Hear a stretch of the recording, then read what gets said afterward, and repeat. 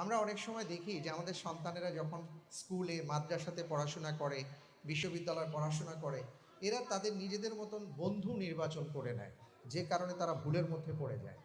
আমরা কেন আমাদের সন্তানদের জন্য আসল বন্ধু হতে পারি না? আমার সন্তান একটা ভুল করতেই পারে, একটা সিদ্ধান্ত নিতেই পারে, কিন্তু সে কেন আমাকে প্রথমে জানাতে পারে না? কেন তার মাকে বলতে পারে না যে মা আমি এই কাজটা করতে যাচ্ছি বা করতে চাই বা করে ফেলেছি? অথবা বাবাকে কেন সে বলতে পারে না? এই বিশ্বাস আমাদের অর্জন করতে হবে।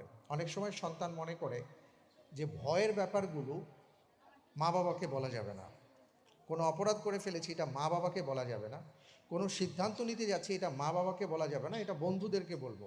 তো স্বাভাবিকভাবেই সে তার বন্ধু, তার যে বয়স, সেই বয়সের বন্ধুকে যখন সে জানায়, ওই বন্ধু তাকে কোনো না কোনো সমাধান দেয়। আর আমরা যদি আমাদের সন্তানদের আসল বন্ধু হতে পারি, তাহলে এই ভুলগুলো হবে না।